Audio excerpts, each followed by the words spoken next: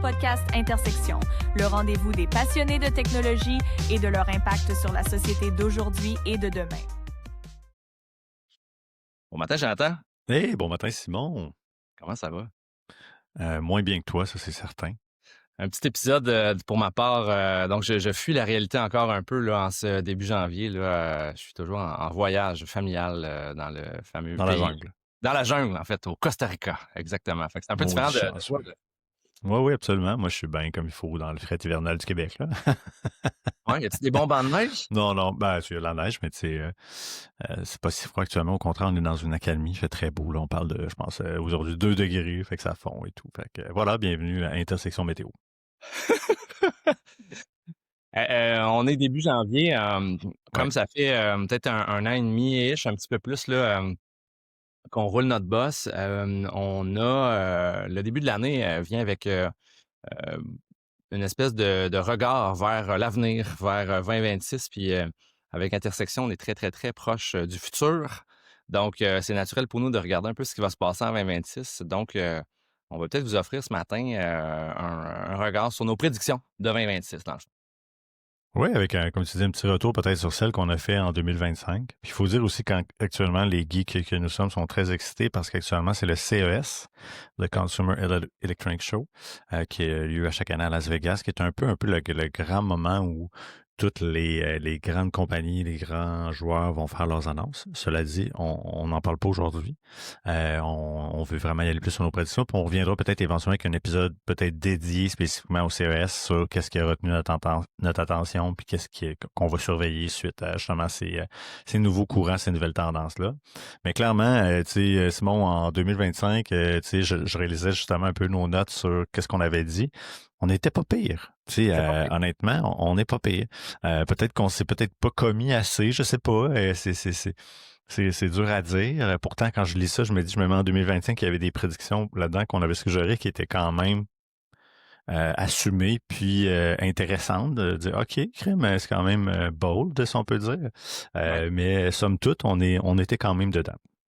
La première, bien, inévitablement, en 2025, ça a été le grand boom de l'IA. Fait que, naturellement, ce qu'on avait parlé, c'est la démocratisation massive de l'IA pour le grand public. C'était une de nos prédictions, c'était de dire, bon, ben, on passe d'un IA de stade early adopter à commodité utilisée par presque tout le monde, beaux-parents, grands-parents, famille, etc. Puis, je pense qu'en tout cas, moi, dans mon entourage, je le sens, je le vois, tranquillement, pas vite. On est en 2026, fait que, tu sais, oui, il y a eu un intérêt grandissant puis un changement un peu dans les clientèles en 2025 qui ont amené les gens à utiliser l'IA de façon plus quotidienne et qui touche peut-être un peu plus monsieur, madame, tout le monde.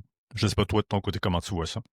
Oui, je pense que de par les early adopters que nous sommes, toi puis moi, mais on est toute qu'une armée de early adopters, de plus en plus, on pop notre Gemini, notre ChatGPT en mode même beaucoup vocal pour ma part avec les gens, ce qui fait que ça devient des réflexes de voir que hey, attends, je vais le googler. Non, attends, je vais jaser avec ChatGPT. Là. Puis en même temps, je me dis aussi, on est en train de créer une armée, une nouvelle génération aussi qui va être habituée avec ça parce que je vois les enfants sont rendus habitués avec ça beaucoup. En tout cas, de mon côté Ouais. aussi. Là, on est habitué à hey, papa, demande à ChatGPT. Là, fait qu'on est pas mal là-dedans. Ouais, écoute, l'outil d'intelligence artificielle de générative devient un peu le Google de notre génération. C'est-à-dire que les jeunes d'aujourd'hui, nous, on avait le réflexe d'aller dans Google, eux vont avoir le réflexe d'aller soit dans Gemini ou dans ChatGPT ou dans n'importe quel autre outil pour exécuter leurs recherches. Donc, eux vont être un peu cette génération-là qui vont avoir les deux mains dedans, tu sais. Puis même, moi, ce qui me fascine, c'est qu'il y a, dans les derniers mois, j'ai même eu la chance de faire des formations pour des seniors, des gens plus âgés qui avaient de l'intérêt à comprendre c'est quoi cette bébête-là puis comment je peux l'utiliser. Donc, tu sais, ça démontre justement que la démocratisation est en marche puis c'est vraiment ce qui est en train de se passer, là. C'est là pour rester, absolument. Fait que non, on était pas mal on était pas mal pile poil là-dessus avec bon, est-ce que l'adoption de masse est là à 100% pas encore, mais on fait du bon chemin en ce sens-là, ça c'est certain. Peut-être l'autre prédiction qu'on avait faite l'année passée, explosion de la crypto-monnaie numérique. Ça dépend comment tu prends le mot explosion. Ouais, ouais. Parce que ces Ouais. derniers temps, je te dirais que ça a explosé négativement, dans le sens où il y a un recul quand même important.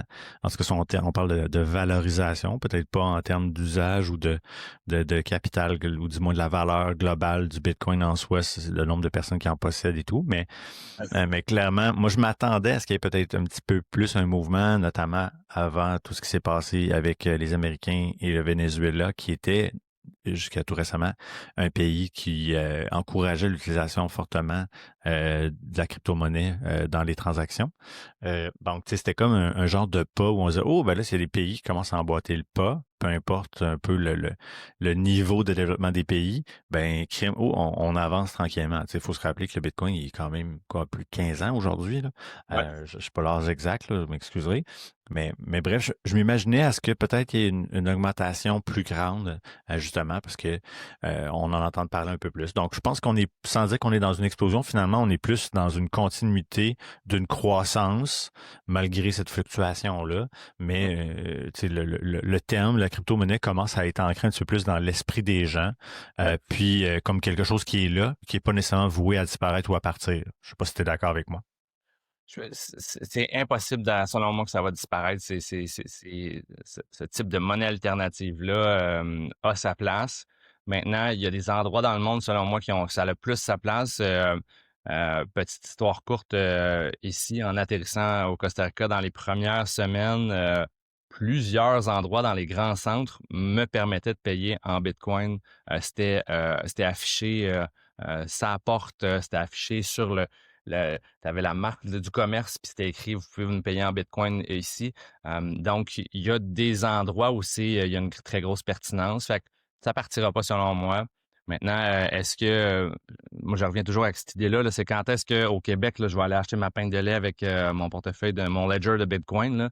Je sais pas quand, mais à voir, à voir. Mais pour l'instant, on n'est pas là pour l'instant. Je pense que peut-être ce mouvement-là va venir avec la montée un peu des néobanques. Tu sais, je pense ici au Canada à Wealthsimple, dont je suis un fier utilisateur. Ouais. Tu sais, ils ont déjà mis en place tous les portefeuilles pour faciliter le fait de pouvoir en acheter, en transiger, etc.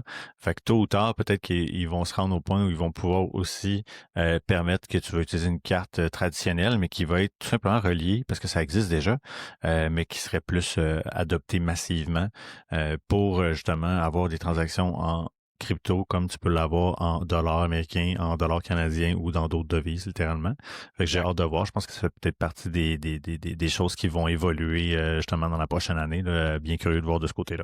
Mhm. Sinon, si on continue un peu dans les choses qu'on avait dit, évidemment, on a parlé de la montée en puissance de la robotique. Puis ça, pour moi, je pense que c'est indéniable. Puis je pense qu'encore aujourd'hui, c'est un des éléments qu'on voit le plus sur les médias sociaux, sur Internet en général, puis dans les nouvelles. Je pense qu'on entend parler de robotique comme jamais. Ouais. La seule chose que je me serais attendu et qui s'est pas passé, tu te souviens, je parlais un peu de robotique légère. Il y avait eu, je crois, Apple qui avait lancé un patent, un brevet. Ouais. Dans le fond, dans l'idée, c'était de faire une genre de base, une station d'accueil pour un iPad, ce qu'on croyait, ou un autre appareil, qui permettait d'avoir une espèce de bras articulé qui transformait finalement un peu cet appareil-là comme un outil que des yeux à travers la caméra, une bouche à travers un micro puis un speaker, donc puis qui est branché dans le fond à Internet, donc devenu une forme de petit robot qui peut pas se déplacer mais qui est là, qui est fixe, qui est sur un comptoir, sur une table. Je me serais attendu peut-être à ce qu'il y ait quelque chose qui soit développé en ce sens-là, mais ça n'a pas nécessairement encore vu le jour. Donc la robotique légère, même s'il y en a déjà chez les propriétaires, exemple de Roomba ou des trucs comme ça, mais on est dans l'extra léger, disons, mais plus dans l'optique d'avoir des interactions avec la robotique. Je me serais attendu à ce que ça soit en place, puis ça ne l'est toujours pas. Donc peut-être que 2006 sera plus un 2026. moment. Ouais. Pas 2006, 2026, ouais. 2026, ouais, excuse. Ouais. Oui, puis on dirait que le focus médiatique, du moins, est beaucoup plus sur les gros robots très humanoïdes, très grands déploiements qui feront de tout, là où ce que tu apportes, c'est de dire, bon, ben, un plus petit robot léger un peu qui va permettre de faire certaines actions, mais pas nécessairement aller passer ton gazon, là, tu sais, avec vraiment tous les membres d'un corps humain. Exact. Bon, à voir si ça va. Un genre de petit robot d'assistance de la vie de tous les jours, là. Donc, c'est quelque chose qui est là, un peu finalement, le Google Home ou le Google Nest sur les stéroïdes un peu, là, avec Ouais. une vocation un petit peu plus ludique aussi, là. Donc, assurément, je pense que ici, pour le Canada, ça s'en vient d'ailleurs, là. Je pense que nos Google Home, là, vont automatiquement se retrouver avec Gemini, là, dans les prochaines semaines, je crois. Donc, ça risque déjà de nous donner un avant-goût, là, de comment est-ce que ça va s'opérer de ce côté-là. Sinon, si on continue dans les autres sujets qu'on avait apportés, on avait évidemment parlé de la croissance continue, mais plus intégrée de l'IA, avec l'idée d'avoir des agents, des assistants. Aussi, on avait parlé au niveau des data centers, etc.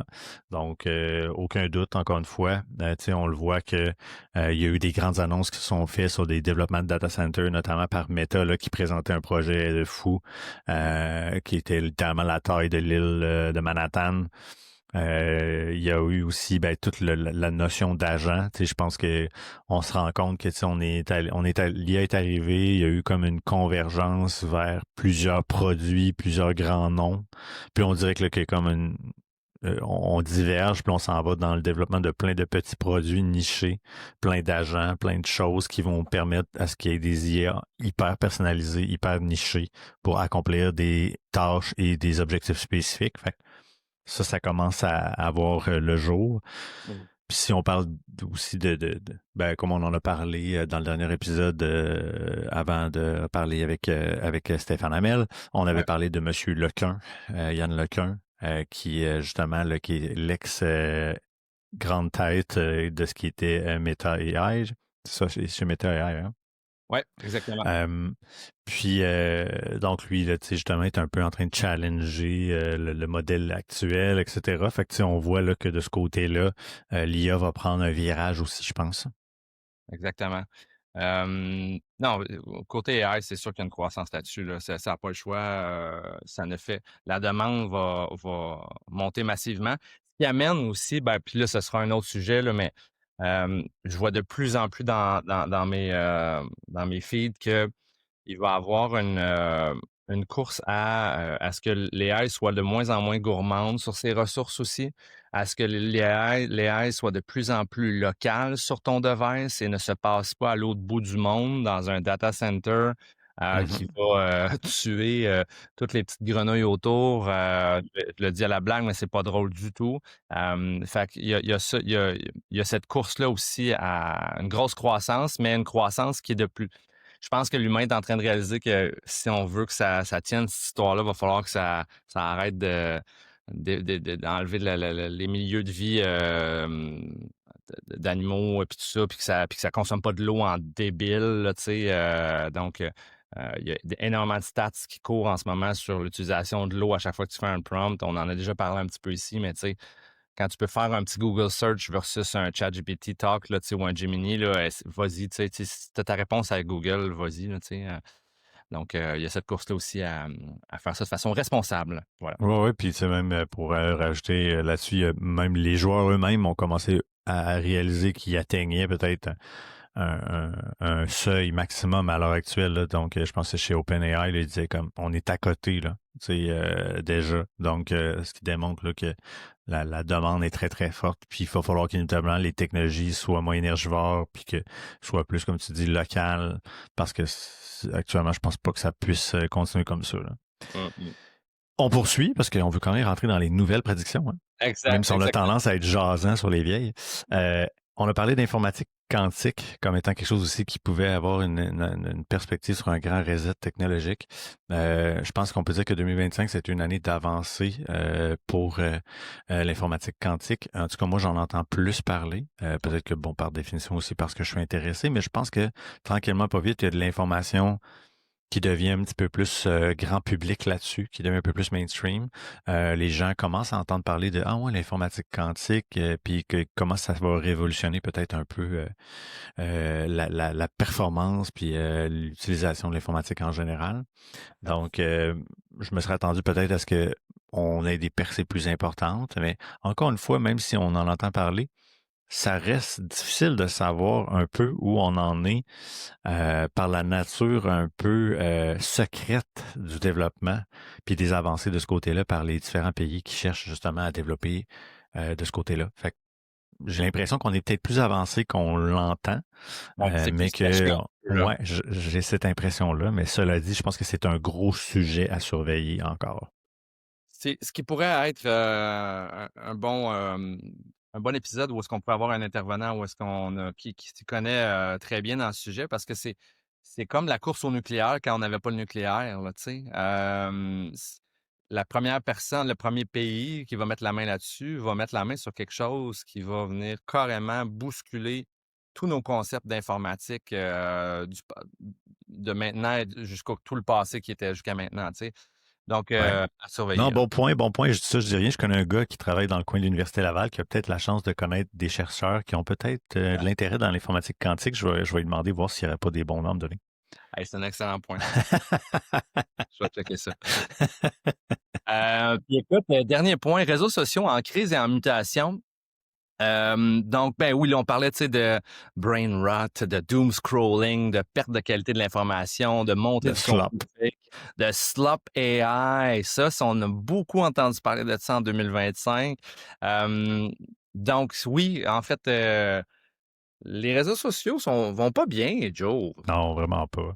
Tu sais, moi, ça fait un moment que je le disais aussi, là, que l'Internet en général, parce que l'Internet, maintenant, on réduisait ça à effectivement présence sur les médias sociaux, feed, lire des contenus, etc. Donc, c'est rendu difficile. Le web a pris malheureusement une tournure, disons, mauvaise, tout simplement. Là. Donc, Ouais. oui, ça n'a pas été facile. Et ça l'est pas. Tu sais, si on pense au Canada, avec le fait que nos médias ne sont plus représentés dans les outils de méta, ben, inévitablement, qu'on le disait, ben, ça leur a amené à mettre en avant-plan d'autres choses.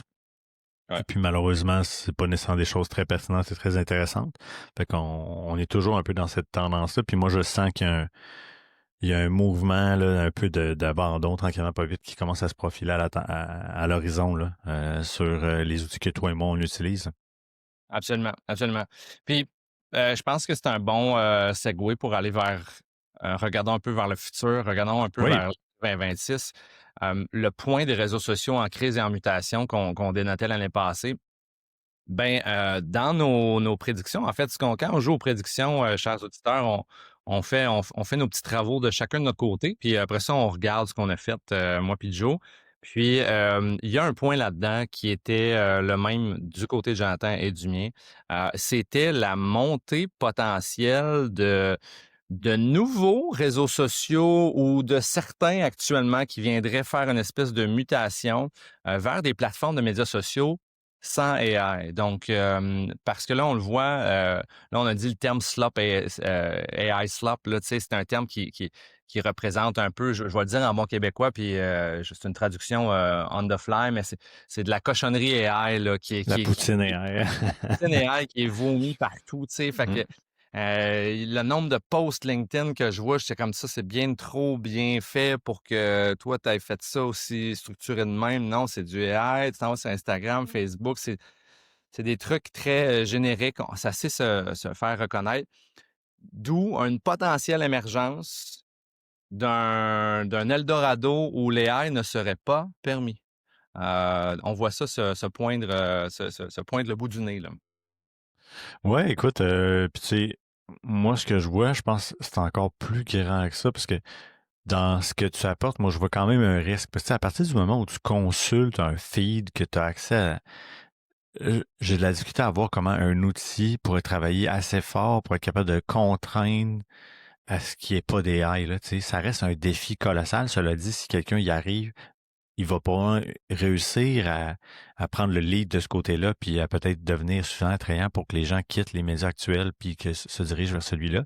Mais moi, ce que je vois, c'est plus vraiment un changement drastique, là, tu sais, qu'il y ait un passage de nos médias sociaux traditionnels qui sont des grandes places publiques où est-ce que finalement tu consultes des feeds, que c'est un algorithme, à des salons privés avec des outils à la Discord, à la Slack.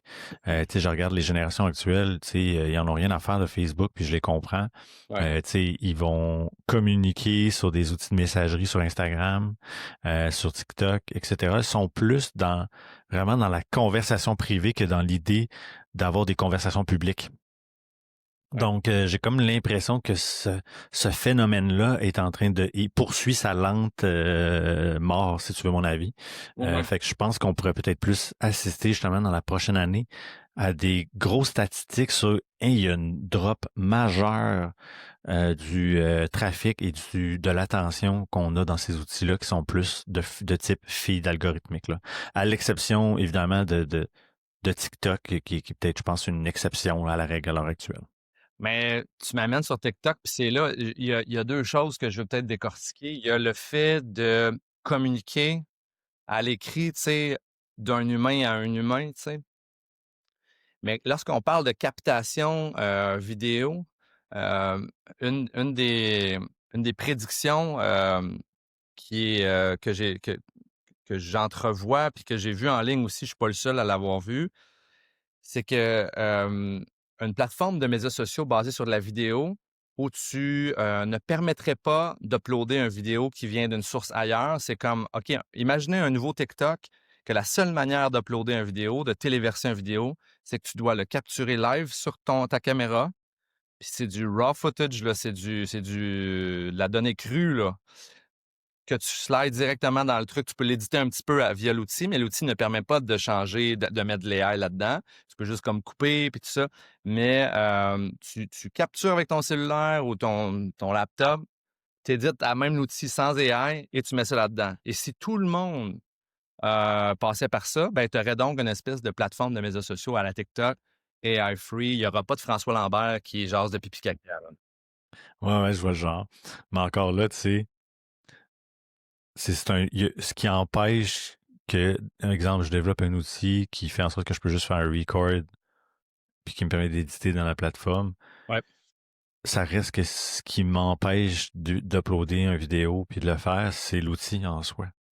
Ouais. Fait que j'ai comme l'impression que rapidement, il y a des gens qui essaieraient de tricher la patente puis de dire, OK, mais on peut se trouver une façon de hacker le truc Ouais. pour publier quand même ce genre de vidéo-là parce qu'inévitablement, il y en a partout. Tu sais. Ouais. Fait que, en tout cas, je le sais pas, là, mais on dirait que j'ai l'impression que le format feed, je pense comme tu dis à la TikTok, il y a des gens qui vont le consulter en sachant ce qu'il y a dedans.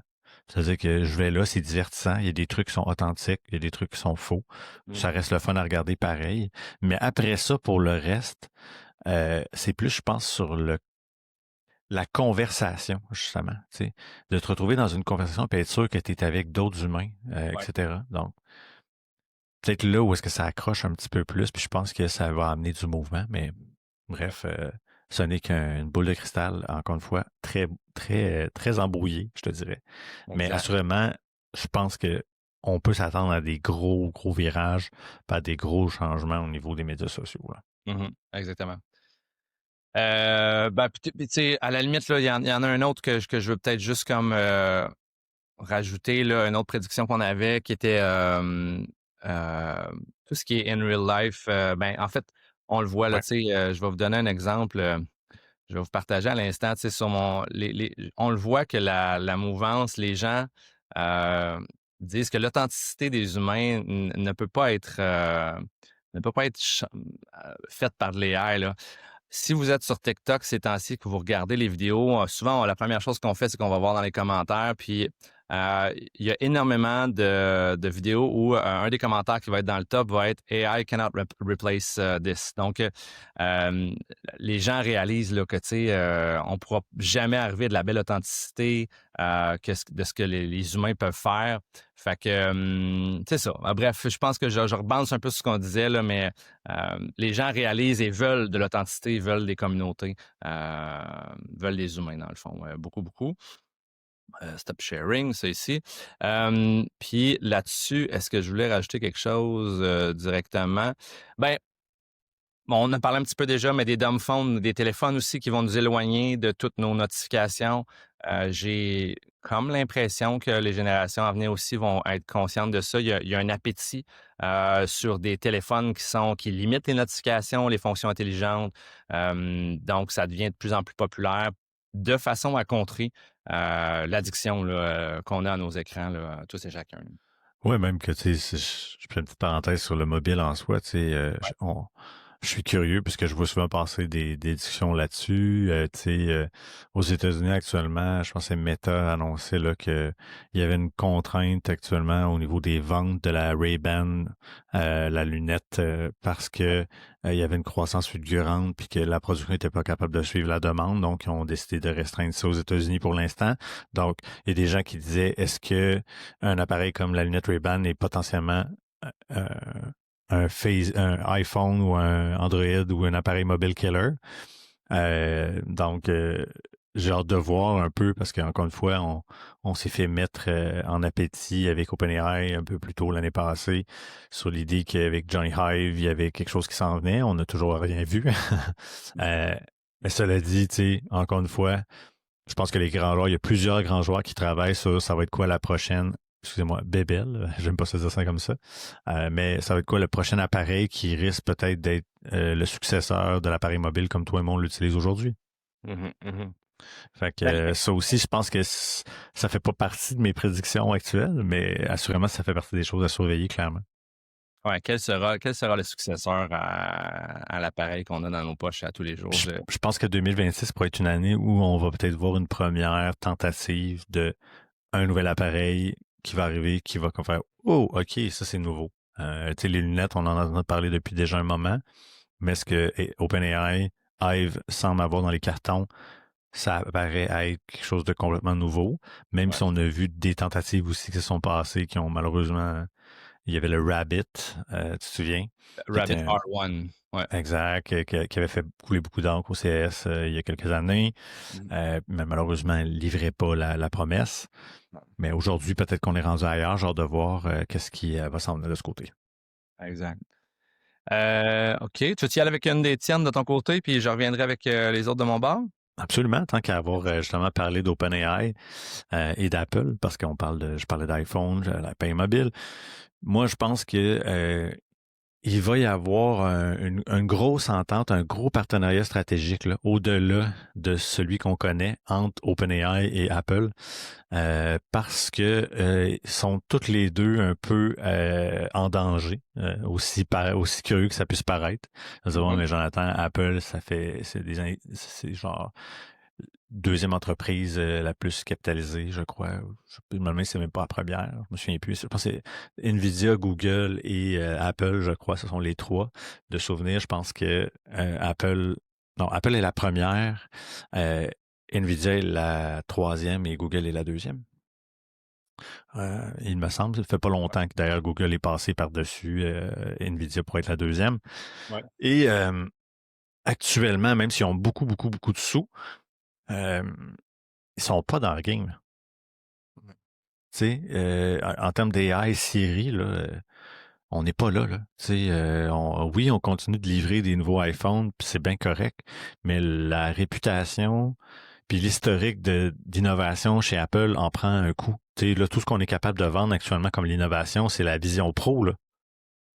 Tu sais, c'est tout ce qu'on peut vendre, là. Tu sais, c'est, on a développé mais tu sais, on s'entend que on n'est pas sur un produit masse. Fait que je pense que pour y arriver, il faut que Apple réussisse à aller chercher un élément comme un OpenAI puis puisse avoir une intégration encore plus importante dans son écosystème. Puis à l'inverse, OpenAI a besoin d'un écosystème. C'est-à-dire que si tu regardes du côté de Google actuellement, Google, tu sais, dans le fond, ils ont tout ce qu'il faut, là. Tu sais, ils ont Tensor, dans leur propre puce, ils ont Gemini, puis ils ont tout l'OS Android, ils ont un environnement complet pour déployer une infrastructure AI puis un système cohérent. Mais si tu regardes Apple et OpenAI, c'est comme deux pièces de casse-tête qui vont s'imbriquer parfaitement. Mais à l'heure actuelle, c'est pas encore fait. Mais moi, je pense qu'on faut s'attendre que justement 2026 soit une année où probablement on risque d'avoir une grande une grande entente, un grand partenariat potentiel entre Apple et OpenAI. Je n'irai pas jusqu'à dire qu'il y aurait de l'acquisition. Peut-être que Apple pourrait acheter, comme Microsoft le fait, des parts importantes dans OpenAI en investissant, justement à travers un partenariat.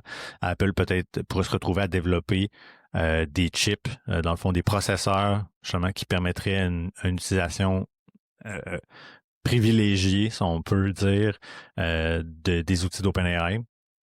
Donc, tu sais, je pense que ça, selon moi, ça se trace à l'horizon, là. C'est comme si ben, Apple en tant que tel, tu sais, on a l'habitude qu'ils aient des annonces retentissantes, des produits retentissants, des trucs game changers qui viennent changer l'industrie. Puis là, comme tu sais, je rebalance un peu sur ce que tu as dit d'entrée de jeu sur ce point-là, c'est que là, ils livrent pas de trucs ultra gigantesques là, dans les dernières années. C'est C'est pas. quoi ton dernier souvenir de lancement de Apple? Ben, j'y regarde un peu, puis c'était comme, ben pour vrai, mais c'était pas un souvenir qui était mémorable. C'est genre, ben, le nouveau iPhone orange, C'est là, ça. avec 8 caméras derrière, là, tu sais, puis Moi, pour qu'il l'instant, c'est la bandoulière. ouais. La fameuse bandoulière qui a fait capoter certains, dont nous, là, tu sais, ouais.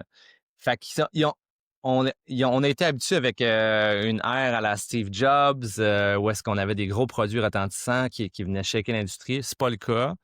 Donc, toi, ce que tu dis, c'est que un partnership avec OpenAI viendrait comme faire une espèce de le couple qui devait toujours, qui a toujours, les astres prédisaient que ce couple-là allait pouvoir donner quelque chose d'intéressant. Moi, je pense qu'ils ont besoin l'un de l'autre actuellement quand tu regardes la façon dont les choses se développent. Ouais. Euh, Maintenant, comment ça va se passer? Je pense que les probabilités sont assurément que c'est Apple qui va essayer très, très fort de s'intégrer avec OpenAI. Parce que OpenAI ne peut pas acheter un Apple, c'est impossible. En tout cas, du moins, je pense pas. Là. Je OpenAI pense... a acheté Apple? Oui, exact. Oh non, je pense pas, là. Je pense Non, pas. je pense pas. Je C'est pense peut-être, pas à non la plus. limite, c'est peut-être plus l'inverse. Inverse. Puis encore là, je pense que ce serait beaucoup d'argent. Tu sais. Tu sais, je lisais à quelque part que OpenAI, c'est, je pense que c'est hier ou avant-hier, je lisais que ils ont atteint 800 millions d'utilisateurs. Puis je pense que c'est les monthly active users. Tu sais. En fait, je vais le googler live, juste voir OpenAI, ChatGPT, ouais, juste OpenAI, MAU, tiens, MAU. Ouais, regarde, eux, en septembre, OpenAI disait qu'ils avaient un 700 millions weekly active users sur ChatGPT. Donc, à chaque semaine, c'était 700 millions. Fait que ça va bien. Mon point est le suivant, c'est que je pense pas, tu sais, Apple a beaucoup plus d'utilisateurs dans l'entièreté de leur truc. Tu sais, Apple touche beaucoup plus d'êtres humains à un moment donné que, tu sais, en ce moment, Apple est vu par beaucoup plus de gens que ce que OpenAI peut être vu par des gens en ce moment, là, tu sais. Fait que de voir que OpenAI a les reins assez solides d'acheter Apple, quand dans le fond, on s'entend, rappelons-nous, OpenAI n'est pas, OpenAI est toujours déficitaire, là. C'est vraiment dans la veine de systèmes comme, je fais toujours la comparaison, là, tu sais, sachez, chers auditeurs, que Amazon a commencé à être dans le vert au niveau de ses finances uniquement, je pense, au début des années 2000, quand, dans le fond, ça a été créé début années 90, quelque chose comme ça. Peut-être pas début années 90, mais en tout cas, ça a pris, je pense, une quinzaine d'années avant que ça devienne dans le vert positif, que ça soit rentable, cette histoire-là. OpenAI n'est qu'au début, là, au niveau financier, là. Écoute, tu sais, on parle de 3,893 trillions chez Apple pour à peu près 800 milliards chez OpenAI en termes de Millions. valuation, là, dans le fond. Ah, Ouais, évaluation. Ah, OK, excuse. ouais. Répète ce chiffre-là. Répète ce chiffre-là. C'est 800 milliards, puis c'était 3 893 milliards chez Apple. Donc, c'est sur papier. Ouais. ils ont la capacité, mais on s'entend que c'est quand même impressionnant parce que là, oui, ça, c'est la valeur sur papier, mais après ça, quand tu es dans une transaction, il y a de la projection sur, ben, on vaudrait combien dans 3 ans, on Ouais. verrait combien dans 5 ans. Donc, intéressant. Mais je pense que au-delà de la pure transaction, je pense que stratégiquement, vraiment, ils ont besoin l'un de l'autre pour se sortir un peu de la compétition actuelle parce que Gemini et Google sont en train de vraiment continuer leur développement, puis sont, je pense, en train de se consolider un peu, du moins dans les gens qui sont dans l'écosystème déjà Workspace. Copilot, Microsoft traîne la patte. On entend parler, oui, de des beaux outils comme Perplexity. On entend parler de d'autres joueurs aussi comme Claude, au niveau du code particulièrement, c'est vraiment l'orientation qu'ils ont pris. Je pense que c'est là-dessus qu'ils mettent leur focus. Donc, tu sais, je pense qu'en termes de grands joueurs, actuellement, de mon avis, il faut qu'il y ait une entente, il faut qu'il se passe quelque chose entre Apple et OpenAI pour challenger Gemini et Google. Bon, ben, de mon côté, ma prédiction numéro 1 était la domination de Google et l'évolution des outils. Là, tu sais, en ce moment, on voit une montée en puissance de Google qui domine grâce à tous les outils AI qu'ils ont présentement. On en a parlé tantôt un petit peu. Ils ont tellement un écosystème qui est complet que, tu sais, on se rappelle, il y a dans chaque entreprise techno, lorsque le CEO envoie un email qui s'appelle Code Red à tous les employés, code rouge, il y a eu un courriel qui a été envoyé comme ça à toutes les équipes de Google, d'Alphabet et tout ça, qui a été envoyé il y a peut-être c'est pas dans la dernière année, je pense que ça doit faire peut-être 1 an et demi, on commençait le podcast, quelque chose comme ça. Regardez le ramp-up qui s'est passé en 1 an et demi, c'est phénoménal. Et ça aura été rentable et gagnant comme petit courriel Code Red. Les équipes ont vraiment bien travaillé. Donc, l'AI est rendu natif dans tous les outils de Google. On prédit même, là, tu sais, la part de marché de Google Gemini pourrait donc atteindre un équilibre 50-50 avec OpenAI d'ici la fin de l'année 2026. Donc, on comprend que oui, OpenAI, ChatGPT, succès retentissant dès le départ lorsque ChatGPT est sorti en 2022. Mais là, on rattrape avec Gemini, puis là, on pourrait devenir quasiment à égalité au niveau de l'utilisation. Donc, c'est sûr que ça viendrait mettre OpenAI dans une position difficile, puis ça renforce la prédiction d'une alliance potentielle avec Apple éventuellement. Écoute, je le partage, mais tu sais, le fameux Code Red de Google a été lancé à la fin 2022. Ah ouais, OK. Ouais. Donc, c'est quand même, ça fait un moment qu'ils ont en fait, oups, eux, ils ont vu OpenAI arriver, puis ils ont fait, whoop, allez, let's go. Il y a un challenger in town. Ah, puis ultimement, ça a bien du sens. Là. Fait que, tu sais, dès que ChatGPT est sorti, on a fait OK, something big is coming up. C'est gros. Là. Fait qu'il faut qu'on se bouge, les amis. Là. Ils ont pas perdu de temps du tout. Exact. Puis, en tech, là, il y a toujours à chaque année des acquisitions ou du moins des investissements. Moi, je suis toujours comme un petit fanboy qui dit OK, c'est qui va mettre le plus de cash dans le quoi cette année? C'est quoi le chiffre qui va nous faire le plus capoter? Il y en aura cette année. C'est la prédiction qu'on dépose ici. À voir ce sera qui à ce niveau-là. Peut-être que je fais un petit switch. On en a parlé avec Alex dans un des... C'est Alexandre, exactement. Oui. Dans un des épisodes précédents, on parlait de vibe coding. On parlait de flowgramming, vibe coding. Le futur du logiciel va passer par des petites applications, des petites apps qui vont pouvoir être installées sur votre cellulaire pour faire des micro-petites affaires. Là où je m'en vais, c'est que tu as parlé d'un peu tantôt de Cloud Code. En fait, pour ceux qui suivent un peu moins la patente, oui, tu as Gemini chez Google, oui, tu as Copilot chez Microsoft, oui, tu as ChatGPT chez OpenAI. Mais il y a une autre compagnie qui s'appelle Anthropic qui sait de plus en plus sortir son épingle du jeu dans un monde où les grands joueurs sont là présentement. Anthropic, dans les prédictions que j'ai de mon côté, c'est qu'Anthropic, avec son Claude Code, qui est un outil dédié à créer du code, ni plus ni moins, C'est eux qui vont cette année remporter la guerre du codage, je vais le dire ainsi, contre OpenAI et Google, parce qu'eux, ils ont vraiment, vraiment, vraiment su concentrer spécifiquement leur modèle sur tout ce qui est sciences, mathématiques, programmation. C'est très, très orienté là-dessus. Et en ce moment, en fait, moi, je vous je vous le déclare ici, ma volonté début 2026, c'est de me taper une coupe de bons tutoriels Cloud Code, là, puis aller faire le tour du truc. Car il est possible maintenant de se développer quasi n'importe quoi soi-même. Ça sera pas, on l'a dit avec Alex l'autre fois, ça sera pas nécessairement une application que tu peux mettre en production puis mettre des millions d'utilisateurs là-dessus, mais pour des utilisations plus sobres, ça se fait très bien. Et on pourrait donc, en fait, même j'avais une statistique, je l'ai-tu encore ici, attendez un petit peu. Il semblerait que, puis c'est ce que je lisais sur Internet, il y a une application qui est construite avec des outils de vibe coding. Là, c'est soumis au App Store là, à toutes les 1,13 minutes. Il y a des petites applications comme ça qui sont soumises. Quand même. Fait que les gens, autant que là, on disait du AI slop, là, que là, sur Facebook, il y a des posts très AI, que c'est pas cool, là, il n'y a rien de vrai. Autant qu'il y a des gens qui soumettent des applications à une fréquence qui n'a jamais été vue sur les App Store. On pourrait même penser avoir peut-être voir une espèce d'émergence de boutiques d'applications intermédiaires.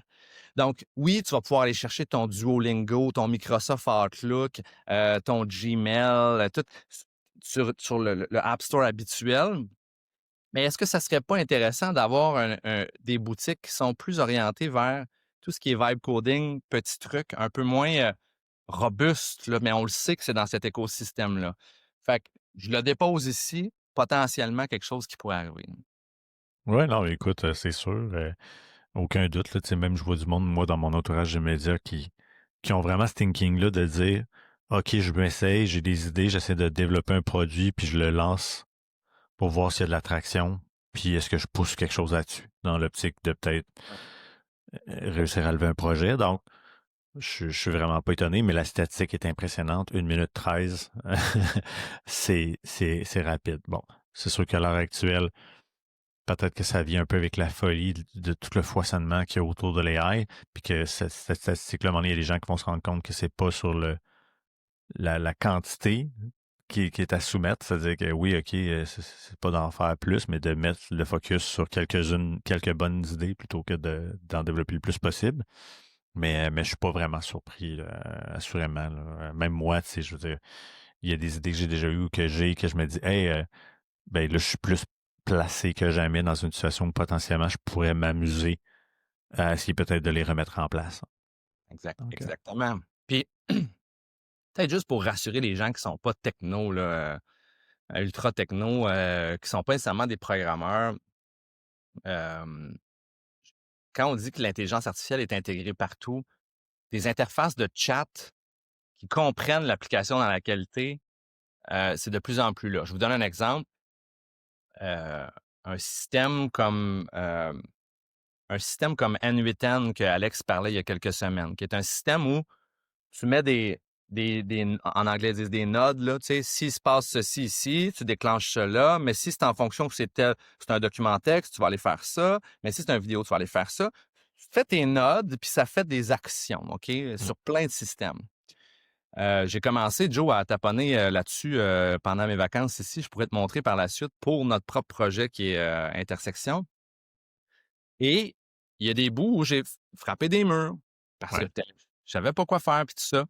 J'aurais pu rouvrir un autre tab, un onglet, faire des Google Search, regarder ça. Mais non, dans N8N, Ask AI, il trouve un panneau sur le côté. Hey, regarde, là, je suis rendu au 3e nœud. J'essaye d'aller déclencher quelque chose quand il y a une vidéo qui est mise dans un Google Drive, mais ça fait cette erreur-là, je comprends pas. OK, parfait, il analyse ça. Il dit, tu me permets-tu? Moi, je vois exactement c'est quoi. Je vais aller faire un switch, je vais te montrer c'est quoi après. Je dis, vas-y, mon chum. Il part avec ça. 15 secondes plus tard, il me montre le flow alternatif. Il me dit où est-ce que j'avais failé. Il m'explique pourquoi. J'essaye, ça marche. Pouf, on poursuit. Ça avance, ça avance, ça avance. Même chose pour un logiciel comme Airtable que j'utilise en ligne, qui est des bases de données, puis tout ça. Ils ont Omni sur le côté, qui comprend le contexte d'Omni, qui comprend les mécaniques qui comprend le contexte de Airtable et qui comprend les mécaniques et qui est capable d'aller manipuler tes trucs. Fait que c'est ça. C'est rendu très, très accessible pour tout le monde. C'est un bon moment pour commencer à aller patauger là-dedans. Si vous avez une idée de quelque chose à développer, je vous invite fortement à le faire. Absolument, vraiment. Écoute, puis tu sais, ben, je me souviens, tu sais, dans ce que tu disais, là, tu disais, ah, j'étais impressionné parce que dans l'outil en soi, j'ai eu des recommandations, puis il m'a proposé un chemin alternatif. Yep. Je pense que c'était dans ChatGPT avant justement le gros move que moi j'ai fait dans Gemini. Je pense que Chat, à un moment donné, pouvait me proposer des affaires. Je me souviens pas le nom quand ils ont lancé ce feature-là, mais je pouvais me loguer, arriver dans l'interface de ChatGPT, puis il me disait, hey, aujourd'hui, Jonathan, ça te tente qu'on améliore l'application que tu as travaillée? J'ai une idée, on pourrait mettre ça dedans. Hey, t'étais je te jure. Donc, donc, là, les outils vont être en mode, hey, ben, tu sais, on va être proactif, on va vous suggérer des choses que vous pouvez faire considérant ce qu'on sait de sur quoi vous travaillez, puisque vous nous demandez des choses. Donc là, les outils vont commencer à être proactifs. Fait que dans le même objectif que ce que tu dis avec N8N, ben, l'outil pourrait dire, hey, je vois que tu es en train de gosser un chemin, mais t'es wrong. Veux-tu que, tu sais, il va pouvoir te le faire de façon proactive sans que toi, tu ailles dire, hey, j'ai frappé un mur. Non, je vois que tu es en train de le faire, dude. Wait a minute. Voici comment on devrait le faire, qu'est-ce que tu en penses? Ah oui, c'est exactement ce que je veux faire. C'est do it. Merci, bonsoir. Fait que c'est vers ça qu'on va. Fait que ça, c'est très geek, là. C'est sûr que ça va toucher plus notre milieu d'abord et avant tout. Ouais. Mais ultimement, ça va avoir une conséquence parce que ça va rejaillir sur les outils que monsieur et madame tout le monde utilise au quotidien. Puis peut-être aussi, je fais juste du pouce là-dessus rapidement. Pouce. Je pousse. C'est pas nouveau le concept de mémoire là, dans les outils d'intelligence Non. artificielle. Je pense que dès les débuts avec ChatGPT, le concept de active ça si tu veux que j'aie une mémoire de ce qu'on sait jaser, tu sais. Puis dans ChatGPT, chaque discussion est un peu un nouvel onglet dans lequel tu jases, mais si tu actives le concept de mémoire, lui, ces onglets-là, c'est une mémoire collective. Mhm. Fait que tu y as jasé de ton projet il y a 3 semaines dans une conversation. Tu repopes une nouvelle conversation aujourd'hui, 3 semaines plus tard. Il a vu tout le chemin que tu as parcouru. Fait que c'est juste logique pour les gens chez OpenAI de dire, bon, ben écoute, des matins, quand Joe il va popper son chat GPT, on va lui dire, hey, tentes-tu qu'on ait amélioré ce que tu as essayé de faire? Parce que là, je pense que tu t'en vas dans le mur là, en ce moment. Petite parenthèse là-dessus qui est intéressante aussi. Il y a des gens autour de moi qui m'ont dit, ah ouais, mais là, tu sais, moi, je suis habitué dans le chat GPT puis il me connaît déjà. Tu sais, il y a beaucoup d'informations sur moi. Ouais. Tu sais, je l'ai déjà entraîné. Ouais. Fait que là, il disait, tu sais, je vais pas passer à Gemini à cause de ça. Puis j'ai vu passer quelque chose qui était absolument brillant. C'est que les gens ils ont demandé à Chat ou à Gemini, hey Gemini, si j'avais à demander à un autre outil d'intelligence artificielle de me fournir les informations nécessaires à transférer toutes les données et les connaissances, qu'est-ce que je devrais poser comme question? Ouais. Donc, vont littéralement te produire un prompt qui va te permettre d'aller pomper, ça me permet l'expression, le knowledge qui a été mis dans un outil pour être capable de le transférer dans un autre. Exact. Donc, ça veut dire que changer d'un outil à un autre, ce n'est pas nécessairement si complexe que ça, Non. quand on a compris ça. Puis après ça, je vais arrêter ce point-là. Mais dans ma tête à moi, comme n'importe... D'un matin, je veux m'en aller de Google Photos, puis je vais aller sur Apple Images. Je sais même pas c'est quoi chez Apple parce que je n'utilise pas Apple, mais je peux partir avec mes données. Là. Facebook. Oh, totalement. Fait que j'ose croire que tous ces outils-là ont une espèce de extract-moi ça en... Mais au-delà, mais tu sais, au-delà de l'extract traditionnel qui est quelque chose de très mécanique, qui normalement, il faut que ça soit fourni par un des deux parties. Là, Exact. dans ce cas-ci, c'est purement quelque chose de... On se dit, ah ouais, ben c'est pas si compliqué que ça, finalement, j'ai juste à bâtir un prompt, puis je peux même me faire aider par un outil pour poser la bonne question puis obtenir le bon extract. Tu sais. Donc, ça, je trouve ça vraiment fascinant. C'est fou.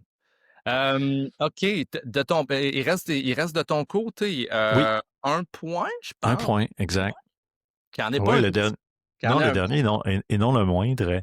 Dans le fond, moi, ce que je dis, c'est que au niveau de la cybersécurité, faut s'attendre là, justement à une explosion des attaques ciblées utilisant l'IA dans la prochaine année.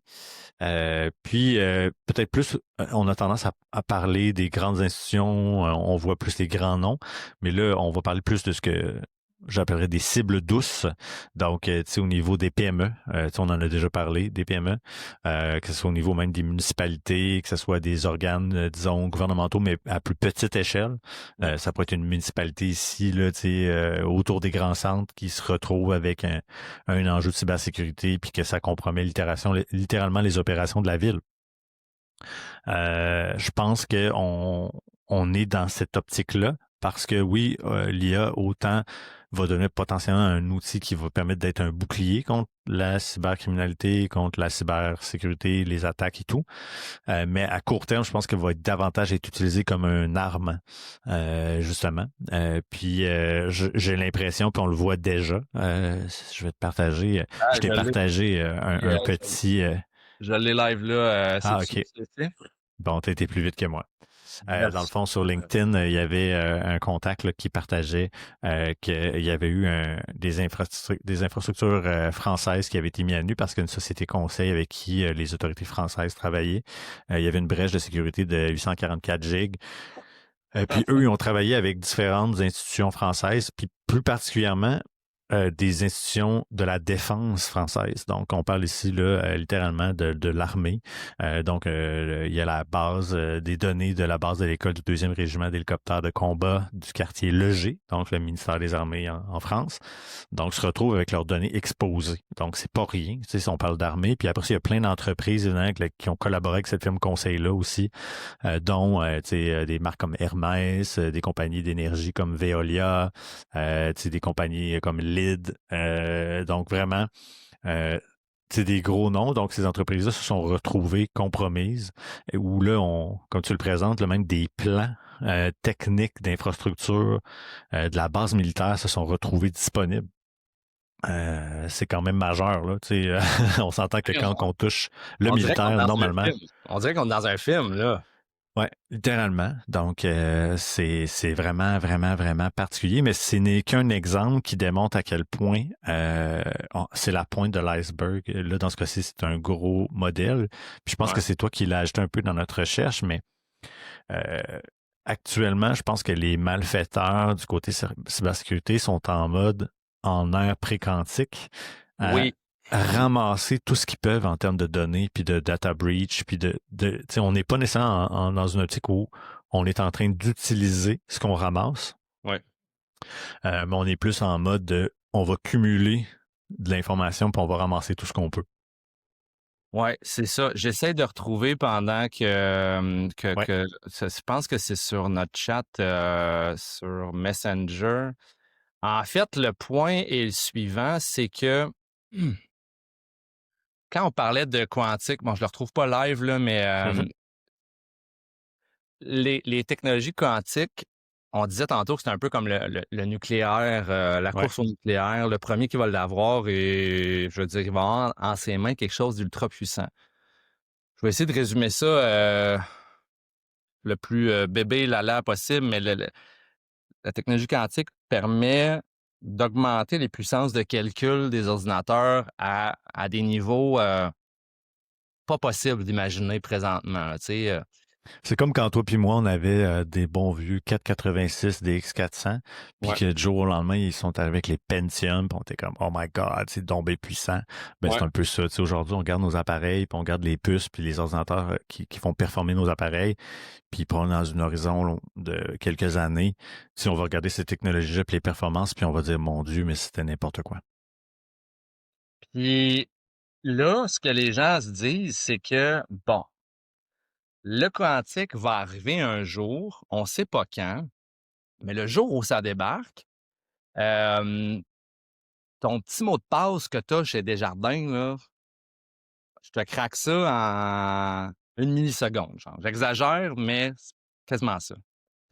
Le fait que tu aies mis ton two-factor authorization, des clés, je me souviens que les banques, je pense que c'est le RSA, des numéros bien précis, qui est une espèce de clé de chiffrement pour tes comptes bancaires, tout ça, si je me souviens bien, c'est RSA, tu notes là-dedans, c'est ça. Ces codes-là, mathématiquement, ça se fait défoncer en 1/4 de seconde. Donc là, ce que j'ai vu en ligne, c'est que présentement, les hackers, c'est ce que donc tu parlais, c'est que ils se disent, bon, ben regarde, on va on va aller faire du piratage de tout ce qu'on peut. On va aller voler le plus de coffres-forts qu'on peut sans avoir la combinaison. Puis on va attendre paisiblement sur notre petit dark web, tout seul avec notre gang de pirates et carreaux noirs. On va attendre. Puis le jour où le quantique va nous permettre de trouver les mots de passe de ces coffres-forts-là de même, nous autres, ça va faire 4-5 ans là, qu'on cumule des bases de données de fou. Puis on va trouver le mot de passe en 4 secondes et quart. Puis là, ça va être le Far West, mon chum. Ça, c'est Absolument. ça, c'est Non, fou. c'est complètement fou. Puis, tu sais, en tout cas, je suis pas un expert en cybersécurité puis en protection des données, mais tu sais, actuellement, ça doit être une course contre la montre d'essayer de voir, OK, mais ça va être quoi les outils, comment on va se prémunir, comment on va sécuriser, dans le fond, les données, puis ce qui se retrouve, dans le fond, sur des ordinateurs avec le quantique au bout du nez, là. Exactement, exactement. Je sais Bon, qu'il existe ouais. déjà quelque chose pour ça, tu sais, pour essayer de crypter, mais encore là, c'est trop difficile de voir qu'est-ce qui va fonctionner. J'ai comme l'impression qu'il faut que le quantique arrive puis que des situations euh, malveillantes aient lieu pour que des gens se retournent de bord puis commencent à penser à des solutions puis réussissent à amener peut-être des produits qui vont nous permettre d'avoir l'esprit tranquille. C'est vrai qu'ultimement, c'est quand la quand la marde pogne pour vrai qu'on se met à se bouger un peu les fesses, là, un petit peu plus, là. Puis tu sais, au niveau cybersécurité, puis au niveau, tu sais, si on parle de malveillance, tu sais, au niveau de tout ce qui est phishing, tu sais, qui est quelque chose Ouais. que aujourd'hui, l'humain, tu sais, si on regarde un courriel de phishing, on le voit venir à 100 000 à l'heure. Mais demain, avec les outils d'automatisation d'AI, avec la possibilité de générer facilement ces contenus-là, des automatisés à la limite, là, on va se retrouver dans un horizon où vraiment il risque d'y avoir beaucoup, beaucoup de ces situations-là qui vont arriver encore plus, d'où l'importance d'être conscient de ça, puis de conscientiser nos gens autour, on en a déjà parlé, là. Avec Stéphane, à mon dernier podcast aussi, vraiment, là, assurez-vous d'outiller vos parents et vos beaux-parents sur des phrases ou des petits codes secrets que seuls vous savez avec eux là, pour éviter ce genre de fraude-là. Donc, c'est sûr que c'est là, le côté cybersécurité est pas un côté hyper joyeux, hop la vie, mais partie des défis que l'informatique nous apporte, surtout avec les grosses innovations qui s'en viennent. Fait que voilà. Donc, Yeah.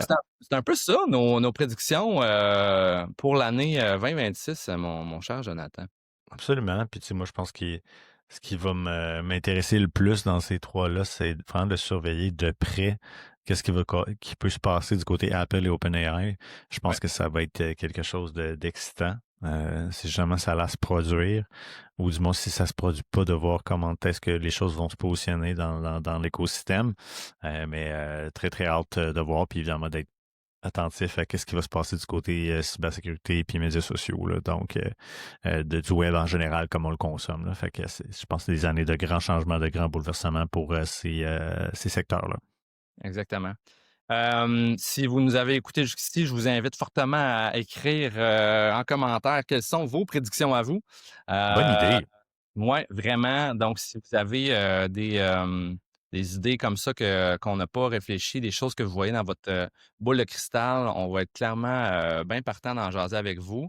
Chose Euh, certaine, on s'est trouvé un nouvel invité. On se met en mode recherche. On aimerait ça avoir quelqu'un qui est spécialisé justement dans l'informatique quantique qui pourrait venir nous faire un bon topo dont on pourrait discuter, peut-être échanger sur certaines perceptions, peut-être certaines légendes urbaines aussi, peut-être qu'on a de préconceptions sur ce phénomène-là. On est super ouvert si vous avez des noms ou des gens à nous recommander. Exactement, exactement. Puis, ben, c'est ça. Fait qu'on se voit dans un prochain épisode, chers auditeurs, auditrices. On risque fortement de jaser du CES. On en a parlé un peu d'entrée de jeu. Ça Ouais. va se tenir dans les cartons sous peu. Le temps qu'on amasse un peu quelles sont les pépites d'or de tout ça, parce qu'il y a bien du bruit dans le CES, malgré qu'on n'est Je- pas là physiquement, là, il y a pas mal de bruit. Ouais, en tout cas, ma petite voix intérieure me dit qu'on risque de parler de robots pas mal. Oui, et de Lego. Ouais, oui aussi. Cool. Ben, Jonathan, un gros merci. Puis on se Yes. revoit pour un autre épisode, mon cher. Va-t'en à la plage. Yes. À bientôt. Salut. Bye.